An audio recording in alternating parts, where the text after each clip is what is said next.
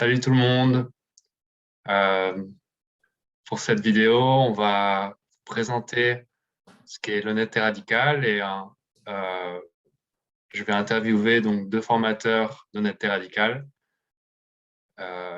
C'est les premiers en français, donc c'est la première fois qu'on Wouhou! on explique cette pratique comme ça. Et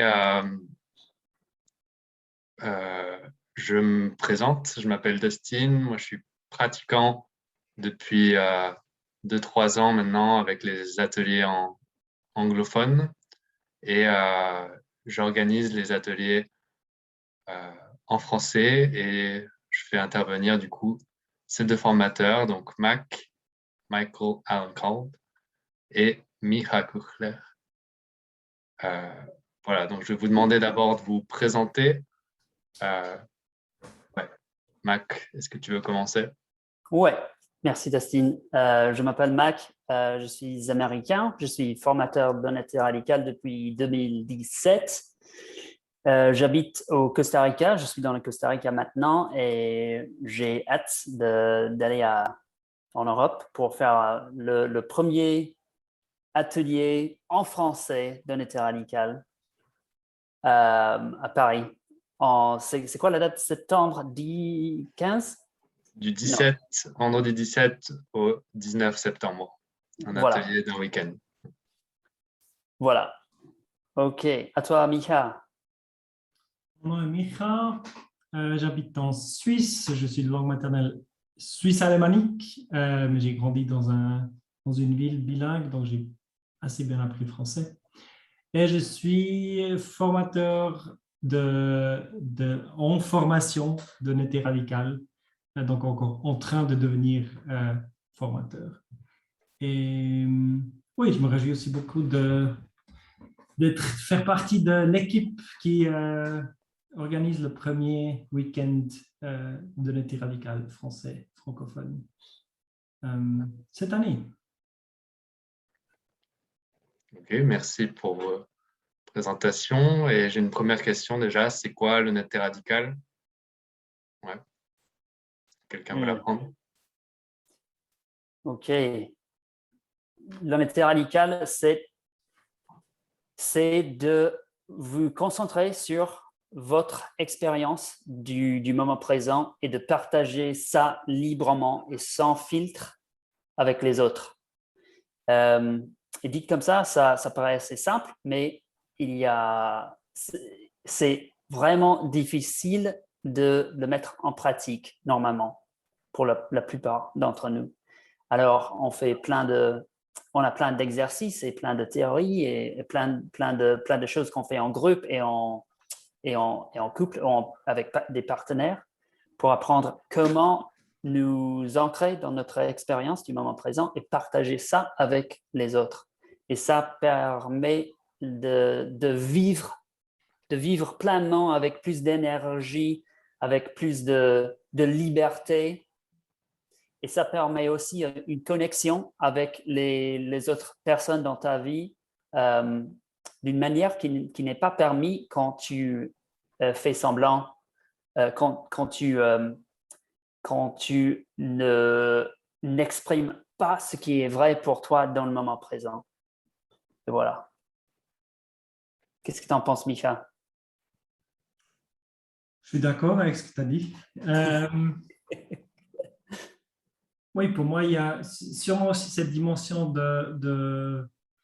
souvent les gens ont l'impression de l'honnêteté radicale, c'est la brutalité de juste dire ce qu'on pense tout le temps à tout le monde. Et pour moi, c'est important de faire cette différence que l'honnêteté radicale n'a rien à voir avec une honnêteté brutale, mais c'est une pratique de révéler ce qui est important pour soi, Oui.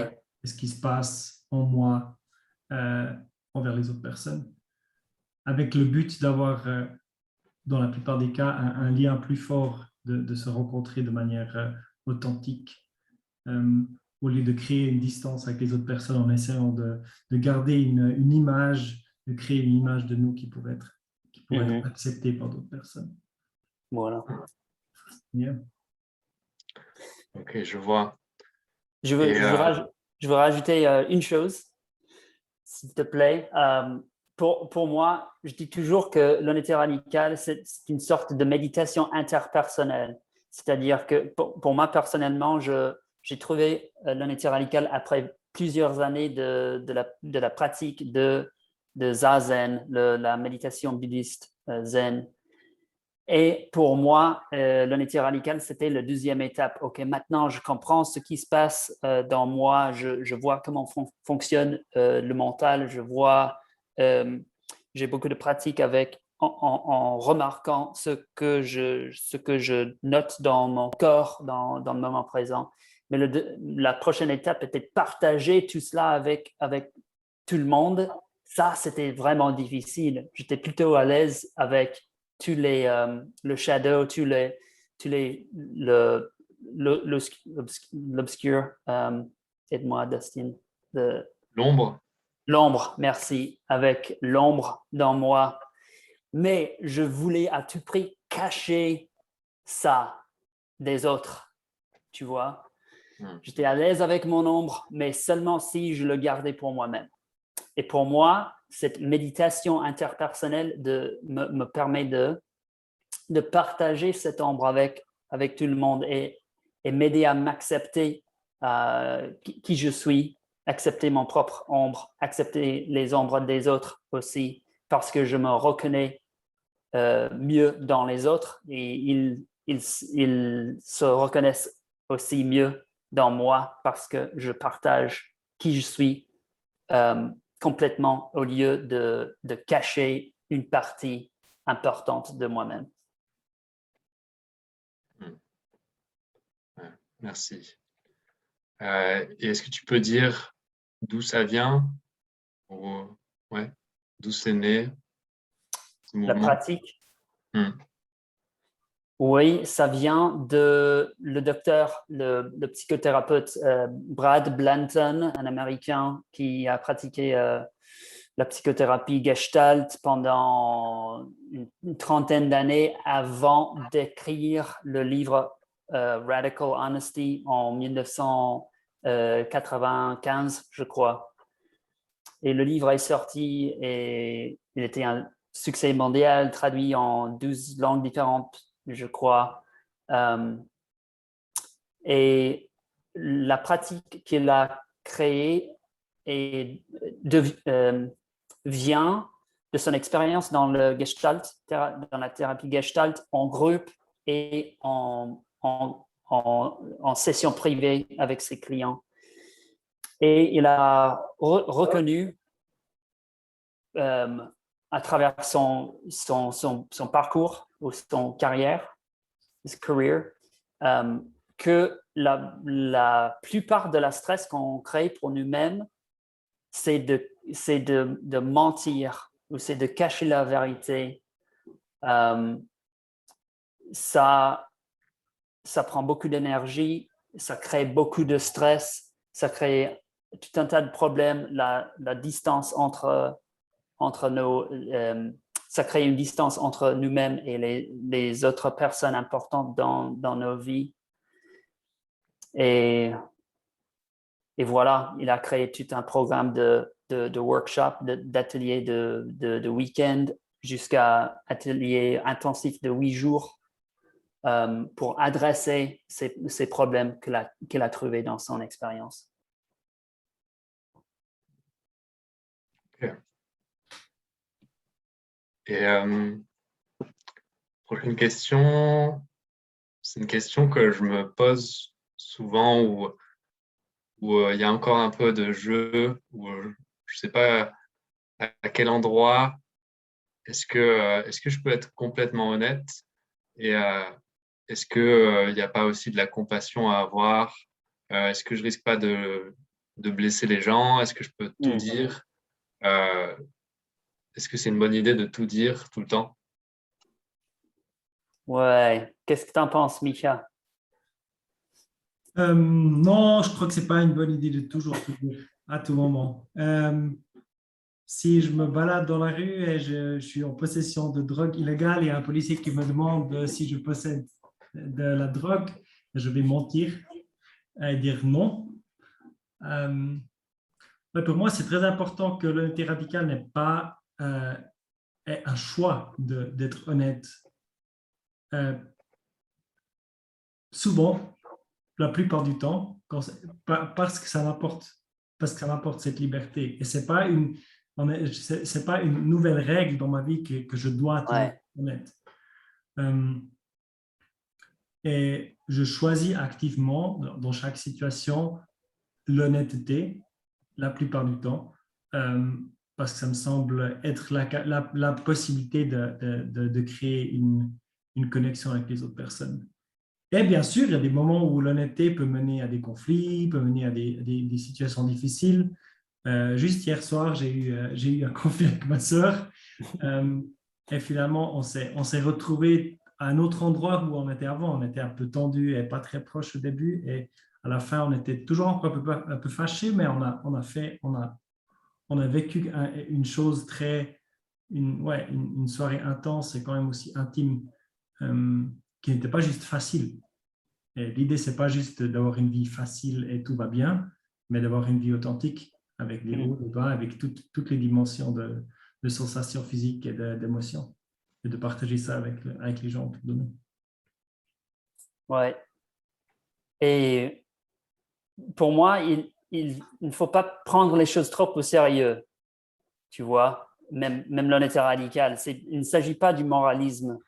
Comme tu dis, ce n'est pas une nouvelle règle que tu crées pour toi-même, que tu dois dire la vérité à tout moment. C'est plutôt le remède à un problème particulier. Et voilà, ça ouvre la porte à de nouvelles possibilités, quoi. Pour moi, c'est l'important.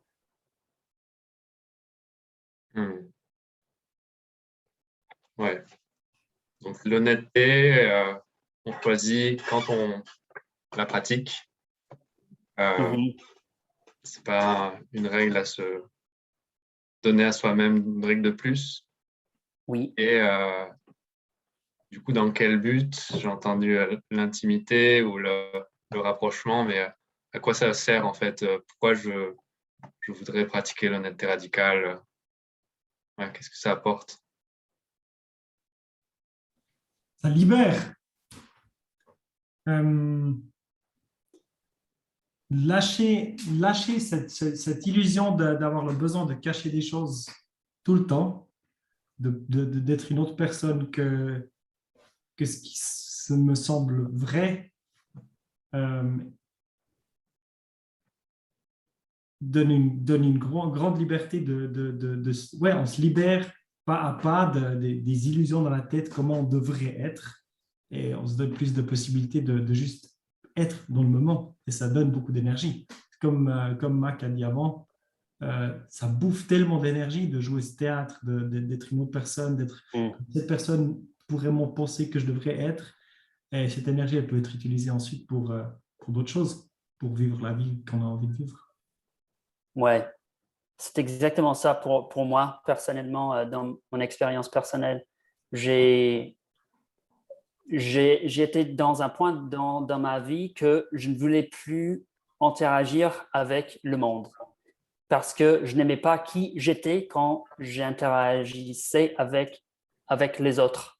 J'étais content avec qui j'étais, avec moi-même quand j'étais seul, mais au moment de sortir et entrer dans le monde et interagir avec les autres, il surgissait tant de choses dans moi que je n'aimais pas. Alors, je préférais rester seul.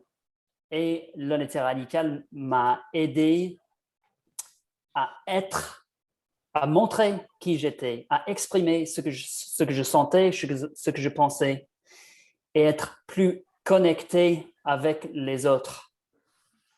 Parce que j'étais en train de construire une vie qui était vraiment séparée du monde.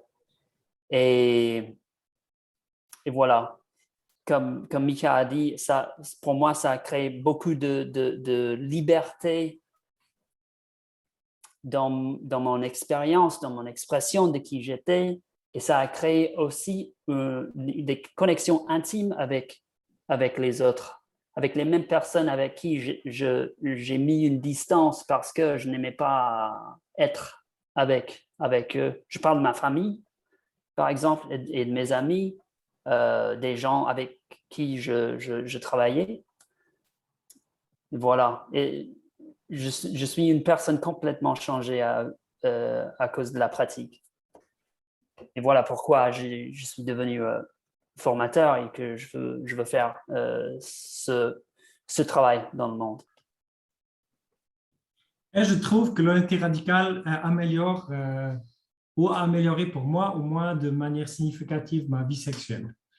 Parce que j'ai appris à accepter comment je suis et aussi à demander ce que je veux et juste être présent et moins être dans ma tête et dans performance et je ne sais pas quoi. Et je trouve que c'est un très bon effet aussi. Ouais, bien joué. Moi Sans aussi. les gros arguments, là. Ouais.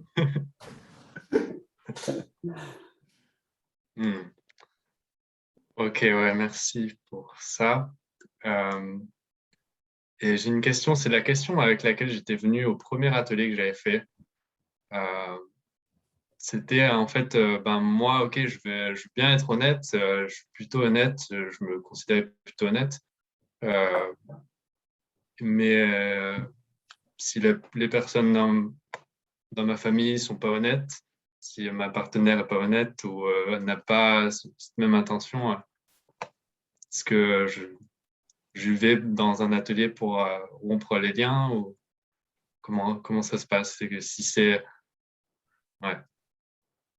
Ouais, c'est toujours une grosse peur qu'on va perdre les gens dans ta vie, les membres de la famille ou ton partenaire ou n'importe qui, parce que tu prends un nouveau chemin et ils ne vont pas peut-être aller avec toi ou ils vont te rejeter parce que tu es en train de changer et ils n'aiment pas ça.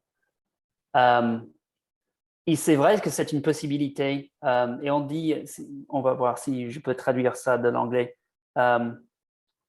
Tu peux perdre des acquaintances. Des connaissances, des connaissances. Ouais, des connaissances, quoi. Mais tu vas gagner de nouveaux proches ou de nouveaux amis, je sais pas quoi. C'est-à-dire que les personnes qui ne sont vraiment tes amis, qui ne sont vraiment proches à toi dans ta vie, tu vas peut-être perdre quelques-uns, mais tu vas sûrement aussi, en échange, gagner de vraies vies, de vrais amis dans ta vie. De personnes qui vous aiment pour qui vous êtes et pas pour le rôle que vous jouez dans le monde. Pour moi, c'est un bel échange. Oui, et pour moi, un élément vraiment crucial, c'est ça va de nouveau un peu dans cette direction que c'est pas l'honnêteté brutale,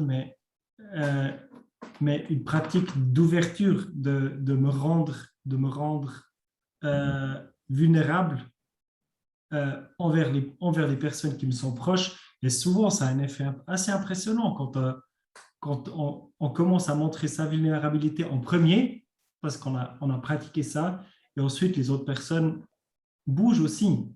Beaucoup d'autres personnes bougent aussi, et tout à coup, on a un entretien avec son père qu'on n'avait pas imaginé avant, parce que ça change la qualité de l'interaction. Et il n'y a pas de garantie que ça marche. Et comme Mac a dit avant, ça peut aller un peu dans tous les sens.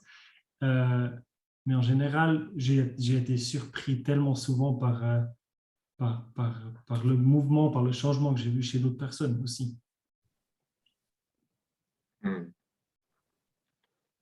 Ouais, c'est ça qui fait peur, c'est pas à l'avance comment ça peut bouger les choses, si ça va rapprocher, si ça va distancer. Et en même temps, j'entends d'abord commencer par soi et en fait, il n'y a que comme ça qu'on peut avancer, quoi. Et ça marche bien. Souvent, ça marche bien. Très souvent, ça marche hyper bien. Et c'est exactement ce que j'adore aussi. C'est une pratique très pratique. C'est très hands-on. Je ne sais pas comment on dit en français. Ouais, faut être pratique. Ouais. Ouais. C'est une pratique. Euh, Ouais, ouais, je veux on rajouter. apprend vraiment comment communiquer, comment être, et comment partager, comment on est avec d'autres personnes. Et c'est pas juste des choubli trucs théoriques. Comment pour être. Mais après un atelier, on a des tools, on a développé des capacités, comment vraiment déjà transférer des choses dans la vie de tous les jours. C'est Mhm, quelque chose que j'adore vraiment. ouais. Et je voulais rajouter qu'il n'y a aucune raison pour laquelle tu devrais prendre ce chemin. Mm. Mais si le chemin t'appelle, ça vaut vraiment la peine d'en prendre. Parce que tu peux apprendre tellement de choses sur toi-même et créer des connexions euh, impressionnantes et avoir plein d'expériences qui vont te surprendre dans ta vie. Ça ouvre la porte à plein de choses dont tu ne comptais pas. Voilà. Mm. Ouais. Ouais, j'ai une autre question, un autre sujet. Euh, moi, je suis travailleur indépendant, je peux me permettre d'être radicalement honnête. J'ai pas euh, un chef qui, si je lui dis ces quatre vérités, va me virer et j'aurai pas de quoi manger. Euh, et comment ça se passe du coup l'honnêteté dans le milieu professionnel? Est-ce que c'est réaliste de pouvoir être honnête avec ses collègues ou son boss? Dans mon expérience personnelle, oui, ça marche. Ça marche. En fait, je n'ai aucun exemple où ça n'a pas marché. Je n'ai que des exemples où je regrette ne pas être plus honnête avec mes collègues ou avec mes employés. Oui, pour moi, personnellement, à chaque fois que j'être plus honnête avec les gens dans ma vie professionnelle, ça marche bien, ça marche assez bien. Et quand même, j'ai toujours peur de le faire, la plupart du temps. Et pour moi, il y a quand même une certaine différence de qualité, d'honnêteté que j'ai par exemple avec ma partenaire ou avec quelqu'un au travail. Je suis plus rapide. Quand elle dit quelque chose qui m'énerve, qui m'irrite, je dis plus de choses. Je partage plus qu'avec quelqu'un au boulot où j'ai une autre. Je suis d'accord à ne pas parler de toutes les choses. Il y a plus de choses qui ne sont pas importantes dans des relations professionnelles qui Mhm. deviennent très importantes dans des relations vraiment proches. Donc, c'est pas, pour moi, ce n'est pas l'idée de parler avec mon nouveau collègue exactement de la même manière comme je Ouais, parle avec ma copine ou avec mon père ou avec mes frères, c'est ça. ouais, exact. Tu entres moins dans les détails Mhm. avec tes collègues qu'avec tes partenaires ou ta famille. Ouais. Mhm. Et si tu bosses dans un environnement où je pense que ça existe des environnements où c'est hyper difficile dans le boulot d'avoir une certaine, même déjà une honnêteté assez basique. Ouais, c'est Là, à un sûr. certain point, tu vas te poser la question si tu veux continuer à bosser dans ce genre d'environnement. Moi, j'ai eu un moment où j'ai quitté l'endroit où j'ai bossé parce que c'était juste pas la manière d'interagir comme moi j'avais Mhm. envie d'être avec d'autres personnes, aussi dans le milieu professionnel. Ouais. Oui, c'est un point important, je crois. Tu es le créateur de ta vie hein, au final. Tu as le choix de rester dans ton boulot. Si tu n'aimes pas comment est la culture où tu travailles, tu as l'option de changer ton travail, de trouver quelque chose qui marche mieux pour toi. Et c'est pas nécessairement un bon choix ou une bonne option, mais l'option existe. C'est important de tenir en compte. Mm. Ok. J'aime bien les bruits que tu fais, ce que tu fais comme entre les questions. J'aime bien le style. Comme tu réfléchis, vraiment. C'est quand je sais pas quoi dire, je fais des petits bruits comme ça. Pour réfléchir. Très profond, quoi. Je remarque de la chaleur dans mon visage. Et j'ai une autre question sur pourquoi pas la communication non violente. C'est quelque chose qui est plus connu, ouais, moins risqué que l'honnêteté radicale, ça fait un peu peur. Ouais, est-ce que vous pouvez dire s'il y a une différence, c'est quoi et pourquoi l'un ou l'autre? Personnellement, j'ai assez peu d'expérience avec la communication non violente, mais à chaque fois que j'ai une interaction avec quelqu'un qui pratique la communication non violente, je ressens plus de distance avec cette personne que de proximité, que de connexion avec cette personne. Le langage qu'il emploie sert à mettre des distances entre nous, je crois. Et ce que je trouve génial avec l'honnêteté radicale, est-ce que ça te permet d'entrer dans des moments difficiles et de rester avec le moment difficile pour pouvoir dépasser ça ou surmonter ça. Je parle de la colère ou de la honte ou de la tristesse.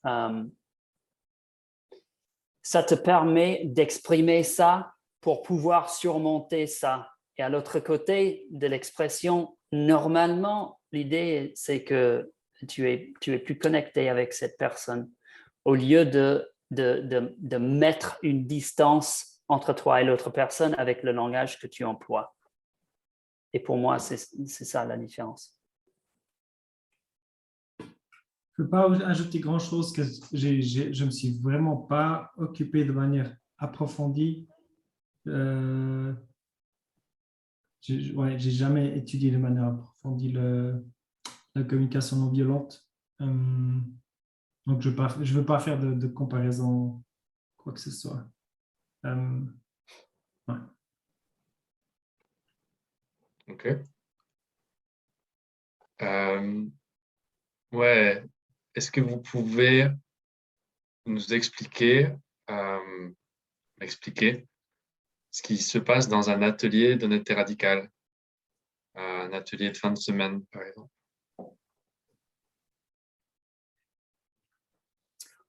Oui.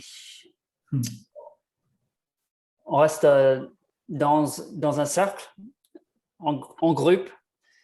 On partage les manières qu'on fait semblant, c'est-à-dire que les manières qu'on n'est pas authentique. On explore toutes les manières qu'on cache la vérité. On apprend quelques nouvelles théories qui, pour moi, sont vraiment intéressantes. Et on a de nouvelles pratiques ou exercices pour pouvoir mettre en pratique ces nouvelles idées qu'on apprend. Et les exercices, on fait en groupe et on fait en partenaire aussi. J'imagine que cette explication est un peu vague, mais c'est un peu comme ça, sans entrer trop dans les détails de ce qu'on fait. Je trouve que c'était un peu vague, un peu chaotique. J'étais un peu perdu. OK. Tu veux tenter le coup? Merde. Ouais, je sais pas, peut-être je dis exactement la même chose que toi t'as dit. On passe beaucoup de temps assis en cercle et on parle beaucoup. Et Ouais.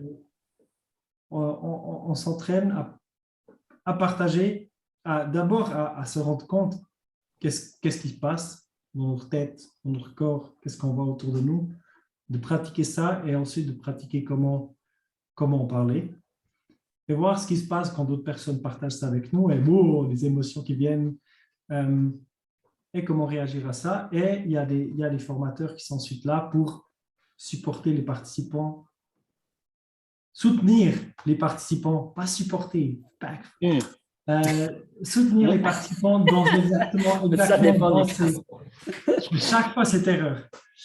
Les formateurs ensuite soutiennent les participants exactement dans ces processus et on fait des exercices qui apportent de nouveaux éléments là-dedans.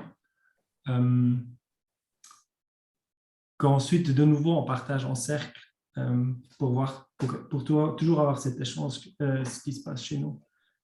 On apprend certains éléments de langage, comment communiquer. Et il y a très peu de théorie, c'est ce que j'adore. La théorie s'apprend via la pratique. Il y a des explications qui sont données, mais ce n'est pas un séminaire flipchart où il faut prendre plein de notes, etc. Ouais. Plus de pratique que de théorie. Ouais. J'aime bien ce que tu as dit. Tu as commencé par on passe plein de temps assis dans un cercle et on dit la vérité. C'est plutôt ça, ce qu'on fait. C'est vraiment simple. Et après, il y a plein de choses qui se passent. Je me souviens, après mon premier atelier, à la fin, je me suis dit, mais on a passé 4 jours assis en cercle et c'était une aventure incroyable. Et physiquement, vu de l'extérieur, c'est juste un groupe de personnes qui étaient assis en cercle et qui parlent. Et qui partagent ce qui se passe. Mais l'expérience, elle était incroyable, quoi. Ouais, voilà. Ouais, quand je vous entendais dire un groupe assis en cercle qui parle, je me suis dit, c'est pas vendeur du tout. Merde. Alors, coupé. Et ouais, j'ai une autre question, c'est est-ce que vous pourriez dire d'emblée si ça va pas me convenir en fait si en fait c'est pas pour moi, est-ce que vous pouvez me dire d'avance que je perds pas mon temps à venir à un truc comme ça? Et à l'inverse, qu'est-ce que je peux y gagner? Ouais. C'est plutôt pas pour toi si tu es vraiment attaché à tes histoires, à tes évaluations du monde, à tes jugements du monde, et tu n'as pas envie de laisser tomber tes jugements et tes histoires que tu te fais de comment fonctionne le monde et comment est cette personne et qui je suis et tout cela. Et c'est pas pour toi si ta première motivation, c'est de nous montrer à nous ou montrer aux autres participants que cette pratique est une merde et que tu veux juste venir me prouver que ça marche pas. Que tout le tas de choses que tu as déjà fait dans ta vie est beaucoup mieux que ce qu'on enseigne dans ce workshop. Ouais. Cet atelier, c'est pas pour toi. Je parle à toi. C'est quoi la deuxième partie de la question? Est-ce que c'est pour moi alors? Toi, Destine? Non, pour moi, spectateur. C'est pas pour des spectateurs non plus. Pour les gens qui veulent entrer dans le jeu avec nous, explorer avec nous, jouer avec nous, et pas rester assis et regarder ce qui se passe. Je pense que si tu as regardé cette vidéo jusqu'à ici, et tu avais des moments où tu t'es dit, c'est intéressant. Oui.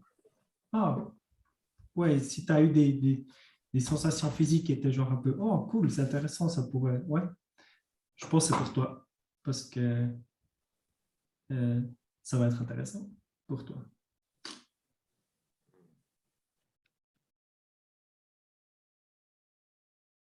OK. Merci, Mac. Merci, Micha. Merci à toi, Dustin. Merci, il est bien. OK, ben, j'espère que cette vidéo vous a plu. Si vous avez des questions supplémentaires, n'hésitez pas à les mettre en commentaire de cette vidéo. On tâchera d'y répondre. Et les détails de l'atelier, c'est du 17 au 19 septembre. Vous trouverez aussi le lien en commentaire pour vous inscrire. Et j'oublie quelque chose. Non, c'est tout bon? OK, super. Ben, merci de votre visionnage et à bientôt.